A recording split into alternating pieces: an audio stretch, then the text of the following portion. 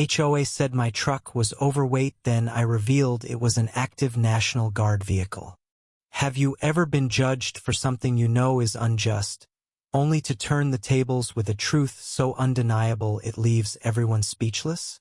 In the quiet, manicured streets of Willow Creek, a suburban enclave where every lawn was trimmed to perfection and every mailbox gleamed, Marcus Tate thought he'd found his forever home. A decorated National Guard veteran, Marcus had served 2 tours overseas and now balanced his civilian life as a mechanic with his ongoing guard duties. His pride and joy, a rugged M939 military truck, sat in his driveway, a beast of a vehicle, painted in faded camouflage, that he used for guard missions and the occasional community service hall. But one crisp autumn morning, a single letter from the Willow Creek Homeowners Association shattered his peace. His truck was deemed overweight and unsightly, a violation of HOA rules, and he had 7 days to remove it or face steep fines. Marcus's blood boiled as he read the letter. Overweight? Unsightly? This wasn't just any truck, it was a military vehicle, a symbol of his service, and a critical tool for his unit's disaster response missions. The HOA's accusation stung like a personal attack, but Marcus wasn't one to back down. He'd faced worse than a nitpicking neighborhood board in his years of service. Digging into the HOA's bylaws, he found their vague rule about no commercial or oversized vehicles parked in driveways. The rule didn't define oversized, and Marcus knew his truck, while heavy, was no semi-trailer. It was a tactical vehicle, not a commercial one. Armed with this, he decided to fight back, but not before the HOA's actions escalated. The HOA board, led by Karen Whitaker, a self-appointed guardian of Willow Creek's aesthetic standards, was relentless. Karen, with her clipboard and perpetually pursed lips, had a reputation for enforcing rules with an iron fist. She'd once fined a family for a basketball hoop that was half an inch too tall. Now she had Marcus in her sights. She sent a second letter, this time threatening a lien on his home if the truck wasn't gone by the weekend. Neighbors whispered about the brewing conflict, some siding with Marcus, others wary of Karen's wrath. Then came the twist.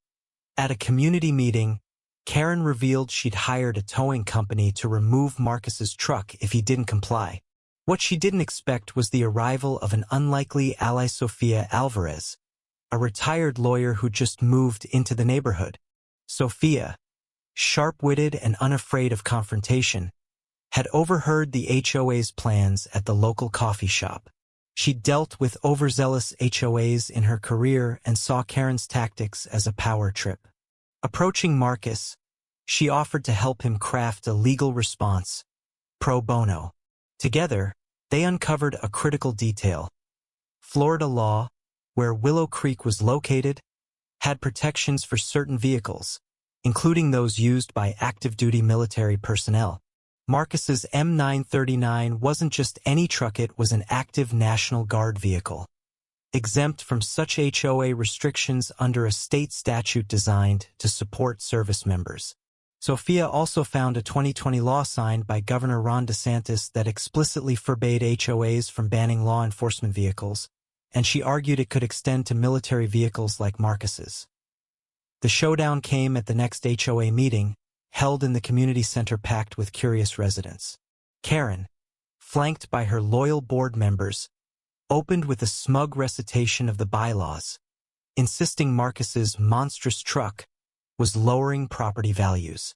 She projected photos of the M939 on a screen, pointing out its weight well over the HOA's supposed 10,000-pound limit and its unkempt appearance. The crowd murmured, some nodding in agreement, others shifting uncomfortably. Then Marcus stood, his broad shoulders steady, his voice calm but commanding. Ladies and gentlemen, this truck isn't just a vehicle. It's an M939, used by my National Guard unit to deliver supplies during hurricanes and floods. Last year, it hauled water and food to families stranded after Hurricane Ian. It's not commercial, it's military, and it's protected under Florida law. He held up a copy of the statute Sophia had found, his eyes locking on Karen's. This truck stays. The room fell silent. Karen's face reddened, her clipboard trembling in her hands. She stammered, "That law's for police cars, not whatever this is." But Sophia was ready.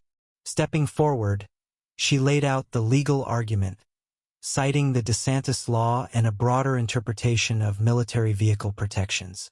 She revealed another bombshell. The HOA's towing contract with HOA Recovery Incorporated was under scrutiny after a similar incident in another neighborhood, where a veteran's truck was towed illegally, costing the HOA thousands in legal fees. The crowd gasped as Sophia played a video from a news report showing a sheriff's deputy warning a tow truck driver about unauthorized tows. Karen's authority crumbled. Neighbors who'd once feared her began to speak up. One, a quiet retiree named Mr. Jenkins, shared how Marcus had used the truck to clear fallen trees from his yard after a storm. Another, a single mom, recounted how Marcus's unit had delivered blankets to her family during a power outage.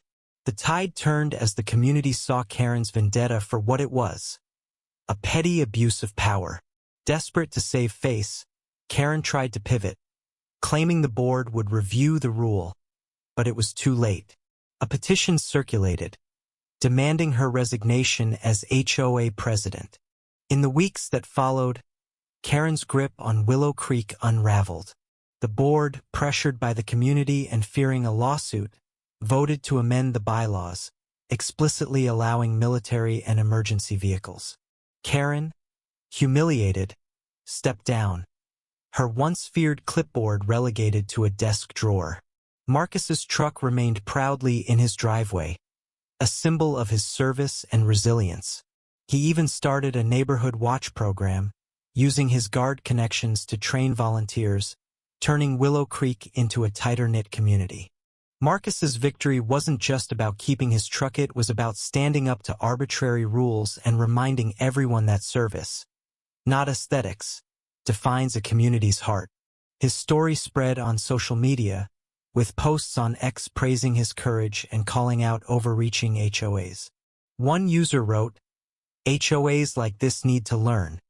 Don't mess with a veteran's pride." What do you think? Was Marcus right to fight for his truck? Or should he have complied with the HOA's rules to keep the peace?